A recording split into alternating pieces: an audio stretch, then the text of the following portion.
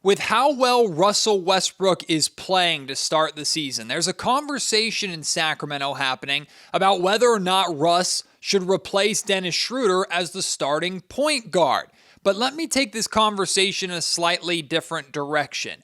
If the Sacramento Kings had not signed Dennis Schroder, but still brought Russell Westbrook in and kept Jonas Valanciunas and used some of that leftover money to extend Keon Ellis, would the Kings be in a better situation today with a better future outlook? We'll discuss right here on Locked On Kings.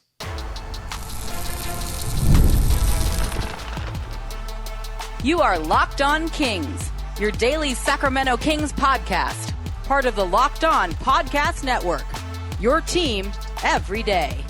And now, ladies and gentlemen, it is that time for another episode of Locked On Kings.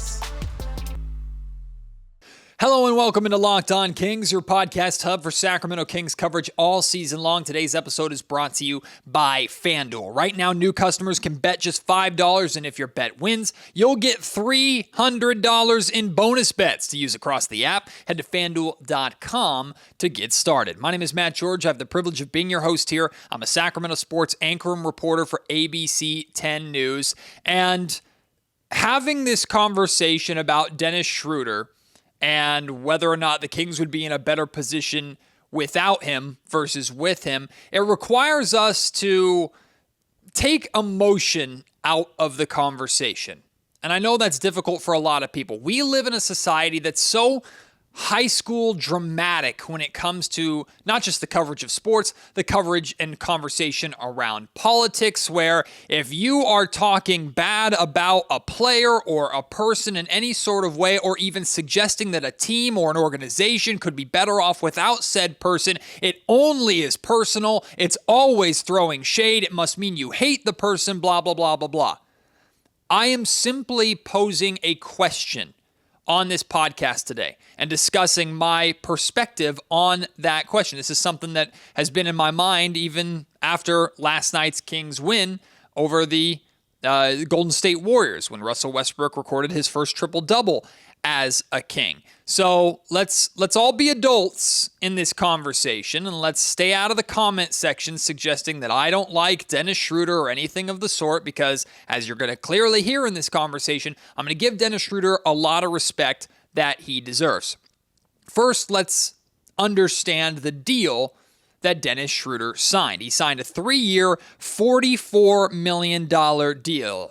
The first year is worth $14.1 million. That's the season that he's in right now. The second season, $14.8 million. The final season is worth $15.5 million. However, that is partially guaranteed. Only $4.3 million of that $15.5 is fully guaranteed. So essentially the Kings, or whatever team has control over Dennis Schroder, whatever team he plays for at that time, can essentially get out of that third year and only have to pay $4 of that $15 million owed to him. So it's not as much of a commitment as a 3-year deal appears to be. Here, before we even discuss whether or not the Sacramento Kings would be better in this hypothetical scenario where they never signed Dennis Schroder, let's make something perfectly clear here. The Kings have won 3 games. They beat the Jazz, they beat the Bucks, and they beat the Warriors last night. In all 3 of those wins, Dennis Schroder has been very significant, has played a massive part in all 3 of those wins. Last night, he completely caught fire in the fourth quarter, right? Offensively, he helped lead the Kings along with Russell Westbrook to that victory last night. Went 3 of 5 from three-point range in the fourth quarter alone. So he was huge in the fourth quarter in last night's game. Also had some good defensive moments. In both the Utah Jazz win and the Milwaukee Bucks win, Dennis Schroder made key defensive plays on the last or final possessions of each game to secure the victories for the Kings. He completely locked up Keontae George one-on-one when the Kings beat the Utah Jazz in the Golden One Center, Game 2 of the season. And then he, Russell Westbrook, and Zach LaVine all combined to play some really, really good perimeter defense on AJ Green, not allowing him to get a good three-point look to potentially tie the game when the Bucks trailed the Kings by 3 with just seconds remaining. So in all three of the wins that the Kings have had this season, Dennis Schroder has been instrumental in all three of those wins.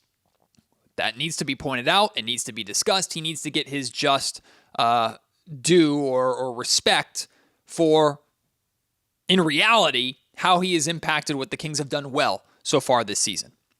But here is the question.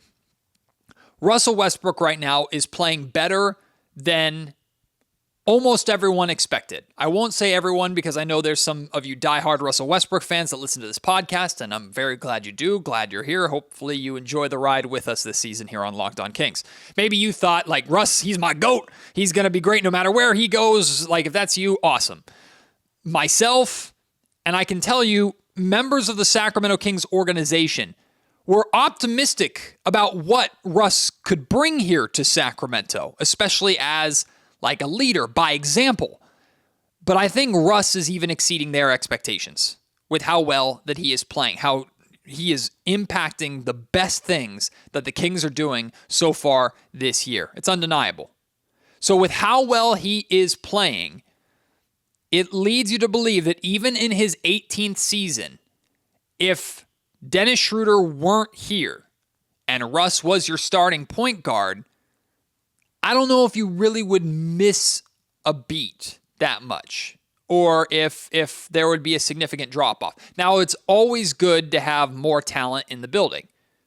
So it's great that both Dennis Schroder and Russell Westbrook are here in Sacramento. Again, that's the reality of the situation. But in this hypothetical scenario, with all of the revisionist history and all of the knowledge that we have today, that, of course, we did not have during the offseason when the Kings signed Dennis Schroder. Remember, Schroder was the first move, really, that the Kings made. Russell Westbrook didn't come till months later, right before the season began. But knowing what we know now, if you could go back in time, if Scott Perry and the Kings could go back in time and not give Dennis Schroder that 3-year, $44 million deal, bring in Russell Westbrook, he is our starting point guard for this next season. It's a 1-year deal, but we believe in his 18th season, he can still show flashes of the Hall of Fame MVP caliber Russ that so many people have loved watching over the last almost 2 decades.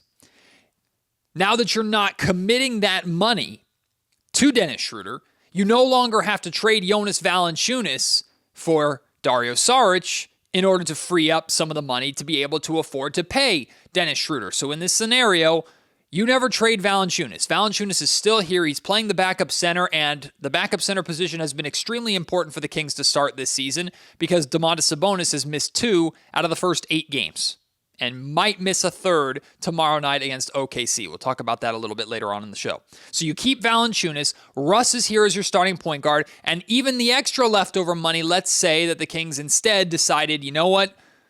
Let's make sure we secure Keon Ellis long-term. Let's sign him to a new multi-year deal. Get that done just like we got Keegan done. We don't have to worry about it. Keegan and Keon are both secured long-term. Jonas Valanciunas is still here as our backup center, and he has the capability of being a starting center in this league. And Russell Westbrook is our starting point guard. 2 questions, and I want you to answer these questions. Question 1, are the Sacramento Kings right now a better basketball team on the court? And question number 2, how much better is the future outlook for Sacramento, hypothetically? Let's talk about on the court. I do understand the value that Dennis Schroder brings. When the Kings are winning, I think he's averaging in the 3 wins, he's averaging around 20 points or something around that, like averaging 7 assists. Like, again, he's been very impactful when the Kings are doing things well, and he's getting more comfortable, right? It seems like he's getting more comfortable playing his 2-man game with Domantas Sabonis, just getting more comfortable playing with this group. But like I said earlier, there has been a emphasis on the backup center position here in Sacramento. And it's not to fire any sort of shot or throw any sort of shade at Drew Eubanks. Maxime Reynaud had his best game as a pro last night, but he still has a ways to go to be fully NBA ready to hold down significant backup center minutes. The Kings just brought in Precious Achiuwa as another option because they needed one. Like, the backup center position is a major question mark for the Kings. And while I'm not going to go overboard and make a supreme massive deal about the backup center position compared to a guy in Dennis Schroder who's the starting point guard. But the Kings have struggled with rebounding. Jonas Valanciunas 100% helps with that. And with the amount of time that Domas has missed because of injuries, and when Domas has been trying to play through injuries and has not looked like himself, the Kings have had to rely on Eubanks or Isaac Jones, who's no longer here. He got picked up by the Detroit Pistons today. Good for him. Or soon-to-be Precious Achiuwa or Maxime Reynaud or whoever, Dylan Cardwell. Like the Kings have had to rely on those guys because Domas hasn't been himself and hasn't been completely healthy. Having Jonas Valanciunas, who is absolutely a starting caliber center in this league, having him here in Sacramento, I think would have directly impacted some of the losses that the Kings have. I'm not going to go as far as to say like Jonas Valanciunas is here, the Kings beat the Suns, or Jonas Valanciunas is here and the Kings don't blow that lead against the Oklahoma City Thunder. I have no idea. But I know the Kings have significant issues at the center position with sides, and Jonas Valanciunas would absolutely help with that. Then a lot of people go, well, then Matt, what about the backup point guard position, right? Russell Westbrook is your starting point guard. That's great. You still only have one point guard on the roster. We spent the whole summer talking about how this team needs point guards. You're right. I am of the belief, and I've always been of the belief, that Malik Monk can handle the backup point guard responsibilities. And we don't even have to look at it as point guard. If you want to call it backup primary ball handler, Malik's been doing that here in Sacramento for years. Think about like Davion Mitchell, kind of, sort of, but not really was a backup point guard. Davion Mitchell more out there playing off the ball offensively, and then defensively he was guarding the point guard. It's kind of the same way that Keon Ellis plays. When Malik Monk or when De'Aaron Fox was here, Fox was the first guy out of the game, and who was the first guy in replacing him? Malik. And Malik took over, along with Domantas Sabonis, who has a lot of the playmaking responsibilities, and still does. Like, he handled a lot of the controlling the offense. That's why Malik was one of the top assist leaders for the Sacramento Kings over the last handful of seasons. And then when Malik and De'Aaron Fox would play together, they were very effective because, of course, Fox can handle the basketball. But a lot of times the Kings would do that so that they could play Fox off the ball more and have Malik control a little bit. Plus, in my opinion, in terms of pick-and-roll ball handler, Malik is the best pick-and-roll ball handler on this roster still, even with Russell Westbrook and Dennis Schroder here. You can see it in how the chemistry that he builds with bigs and the two-man game that he has with big men. So I always have felt that Malik Monk would be just fine in the backup point guard spot, the secondary ball handler spot, if you want to call it that. Russ is still going to play 34 to 36, 37 minutes a night, and you can run Malik with him and have him play off the ball and be the effective scorer that he is, but Malik is very good and very comfortable with the ball in his hands. I don't like him as the primary point guard, and we saw a lot of teams attack him because he was uncomfortable as the primary point guard, but the secondary point guard, secondary ball handler, Malik has always been able to handle that in his time here in Sacramento. So I would argue that having Jonas Valanciunas still here and having Malik Monk handle the secondary ball handler / backup point guard responsibilities with Russell Westbrook playing the way that we see he's playing right now as your starting point guard, I would argue on the court that the Kings would minimum, I think, be on the same level as they are right now. It might still just be 3-5, but different context of how they've won the games. The easier question to answer is better for the future. Yes, the Kings would be better future-wise, I believe, with Keon Ellis under control, contractual control, and only 1 year committed to Russell Westbrook and money coming off the books a little bit earlier than that versus a 2 and some change year commitment to Dennis Schroder. Now, what could change this, a caveat to this that I've seen people bring up, and they're absolutely right, Dennis Schroder's contract is movable. Right, that's a dollar figure, $14 to $15 million a year. Like, that is a nice, healthy contract that you can use to acquire some good talent should the Sacramento Kings look to try and move Dennis Schroder in the next couple of years.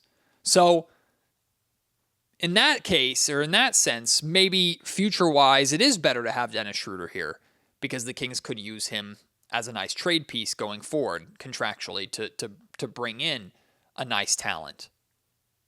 But who knows if that's going to happen. But I can't disregard one hypothetical scenario for another completely hypothetical scenario, right? So it's worth being acknowledged. I personally, without at all trying to be disrespectful to Dennis Schroder, I think the Sacramento Kings would be just fine had they not signed him and had Russ starting at the point guard position, still had Jonas Valanciunas here, and extended Keon Ellis. I think they would have been just fine on the floor, and I think even if it's slightly, they'd be in a better position future-wise. Doesn't mean that I'm angry or upset that Dennis is here. He's here now, and he has been playing well. But it's a conversation that I've thought about, and I want to hear your thoughts on it. Let me know at MattGeorgeSack on Twitter. Email me, mattgeorgesports@gmail.com, or leave your thoughts in the YouTube comment section down below.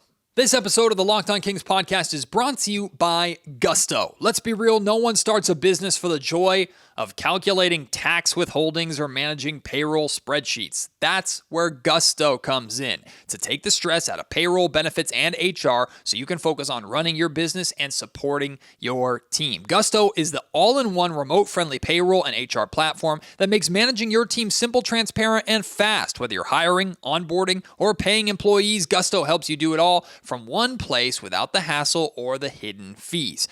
Unlimited payroll runs for one monthly price, which means no surprise charges at the end of the month. Gusto's automated tools offer letters, onboarding materials, and direct deposits save you hours of work every single week. And knowing you can reach certified HR experts anytime for whatever reason, that gives you real peace of mind. Try Gusto today at gusto.com/lockedonnba and get 3 months free when you run your first payroll. That's right, 3 months of free payroll at gusto.com/lockedonnba. One more time, that's gusto.com/lockedonnba.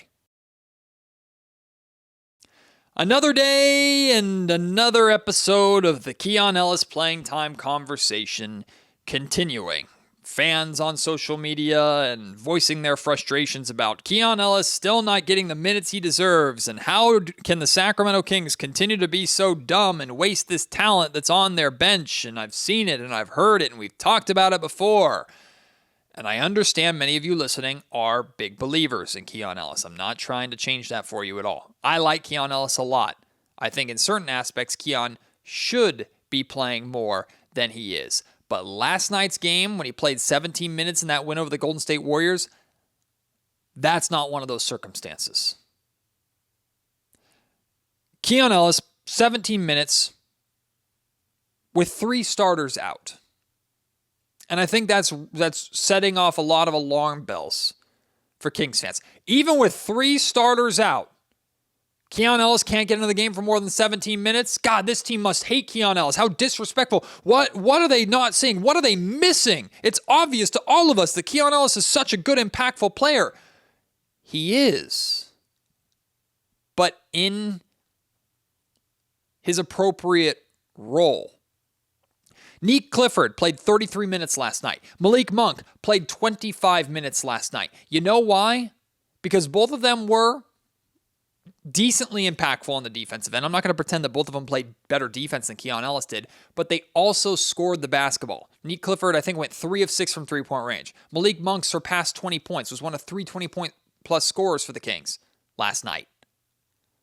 And we know Keon, with his jump shot and with the three-point shot, has the potential of being a great offensive weapon for Sacramento. We've seen him get hot before, and when he does, guess what?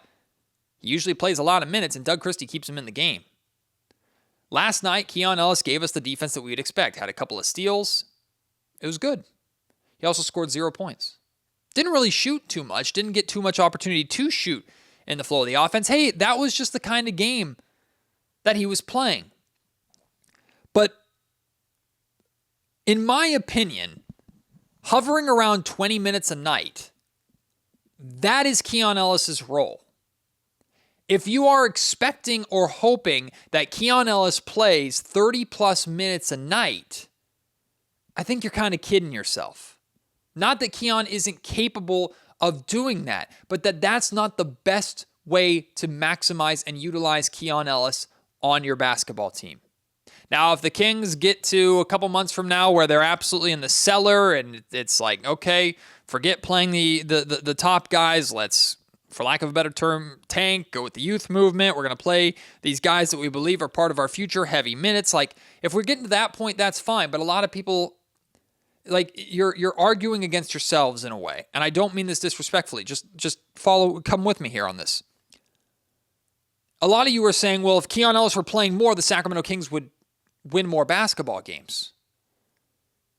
But a lot of you are also the ones that want Keon Ellis and the young guys to play to hopefully develop for the future while losing basketball games now to secure a better draft pick. My point is this. The Sacramento Kings, now 2 different regimes of coaching staffs and front offices, featuring people that did not get along with each other when they were together. I'm talking about Mike Brown and Doug Christie, 2 coaches that did not get along, do things very differently, and yet somehow seem to agree on how Keon Ellis should be used. Now, Doug hasn't gone as far to DNP Keon Ellis like Mike Brown did a couple of times. But Doug also has the benefit of now multiple years, multiple seasons of seeing what Keon could do versus Mike Brown was the one to give Keon his first shot and get him from a 2-way player to his first NBA contract. That context is important. And people said Mike Brown deserved to lose his job specifically because of how he handled Keon Ellis. And here you are, Scott Perry's coming in and not extending Keon Ellis right away. Doug Christie's coming in and playing Nick Clifford 33 minutes a night to Keon's 17 with 3 starters out. Why? It's not all these basketball minds that have spent countless years, decades in the league. They're not all dumb when it comes to Keon. They just see something that a lot of the fans do not see. And what I believe that is that Keon Ellis is perfect in his role. And Keon Ellis's role in a most perfect, ideal world is Keon Ellis is that 6th or 7th man, let's call him a 7th man, that comes in off the bench on a playoff/championship caliber team that you can have guarding the opposing team's best guard. If it was Kings versus Pacers in the NBA Finals, Keon is the guy that you bring off the bench with unlimited energy to try and make Tyrese Halliburton's life a living hell. When it's Kings and Warriors in the playoffs, Keon Ellis is the guy you bring in off the bench with tireless energy to chase Steph Curry around the floor. And he can also space the floor and knock down threes, so he's not an offensive liability in addition to that. Keon Ellis is the type of player that plays 17 to 20 minutes a night on a good team that makes a deep playoff run, that captures the attention of the national NBA audience so much that a bad team that upcoming summer when he becomes a free agent drastically overpays to bring him to their team, try and give him an elevated role that he does not live up to because that is not who he is as an NBA player. Are you following me on this? Keon Ellis is absolutely part of the Kings' future. He is an important role player on a good team, but he is not the key to the Kings becoming a great team. He fits perfectly on a great team, but he's not going to be the guy to get you there. So the Sacramento Kings are not going to play him or pay him like he is. And I don't intend for this to be any sort of negative kind of conversation about Keon. And you can disagree wholeheartedly with me, and that's perfectly fine because you have an elevated understanding or belief or idea of who Keon Ellis can be as a basketball player. Clearly, multiple coaches and multiple front office regimes here in Sacramento disagree with you. They might be wrong, and it might be, here's the Sacramento Kings wasting talent again. But I've talked to multiple coaches. I've talked to multiple front office members, and I've shared with you on this podcast before what the takeaways that I've gotten, that Keon Ellis is important, but the Kings are not going to overpay for him. The Kings are not super afraid to lose him in free agency because they believe they can find a player like that in the future to replace the productivity of Keon Ellis. They believe they can find that. You might roll your eyes at that, but that's what they believe. Keon Ellis is not an irresistible player. On top of that, he's a guard on a roster loaded with guards. 17 to 23 minutes a night, to me, is exactly what Keon Ellis needs to be doing. And just because the Kings are short-handed and missing top stars doesn't mean that, nope, now Keon needs to play 30-plus minutes a night. I promise you, if Keon came in and was shooting the ball and playing the same way Russell Westbrook was playing, not with triple-doubles, but you get my point. If Keon Ellis came into the game and he went 3 of 6 from three-point range instead of Nick Clifford in addition to his defense, I promise you Keon would have played more. But that 17 to 23 minutes, that is the sweet spot for Keon Ellis' role on this Sacramento Kings team and role on any NBA team as of right now. So that's how he's going to play. Again, you don't have to like it. You can call me an idiot. You can call the front office and the coaching staff idiots if you want to. Perfectly fine. But that's who many of us believe Keon Ellis to be in the NBA. And that's the role he's playing here in Sacramento. And thankfully, he is really good at it. Like I said at the top of the show, this episode of the Locked On Kings podcast is brought to you by FanDuel. The NBA is back, and there's no better place to get in on the action than on FanDuel, the official sports betting partner of the NBA. Even if you miss the start of a game or want to ride the hot hand, FanDuel has live bets on everything from who will score the next bucket to fourth quarter comebacks and beyond. Plus, you can even combine your live bets into a same-game parlay for an even bigger, more lucrative payout. It keeps every game more exciting, fresh, and unique, especially when your team is the one making that late push. Right now, FanDuel is giving new customers $300 in bonus bets when your first $5 bet wins. Take $5, put it on the easiest bet that you can find. Even if the payout for that bet specifically isn't really worth it, doesn't matter. When it hits $300 in bonus bets, now you can really start to make some money and have some fun on FanDuel. So head to FanDuel.com, sign up, and play your games with FanDuel, the official sports betting partner of the NBA. So before I started recording this podcast, I took a look at the most recent NBA injury report, which has information about tomorrow's games. And as of right now, Zach LaVine is not listed on the injury report, which is great news. Essentially, that means, as of right now, Zach LaVine, who missed last game with some lower back soreness, he is clear. He's good. He's healthy. He's good to go. So the expectation should be, as of now, that Zach LaVine will suit up and will play for the Sacramento Kings tomorrow.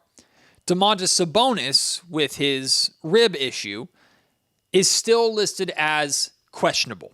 Now, you and I, we understand Sabonis very, very clearly as a player now that we've seen him here for the last handful of years.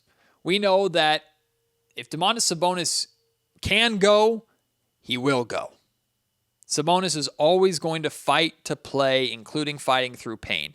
It was perfectly obvious to all of us watching that game that he hurt himself in.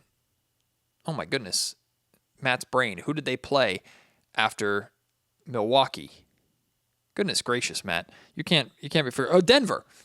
In Denver, it was clear as day that like those ribs were bugging him. Like he took a shot to the ribs and they were hurting him. I've never seen that man wince and grab his ribs more over the course of a game than we saw in that game.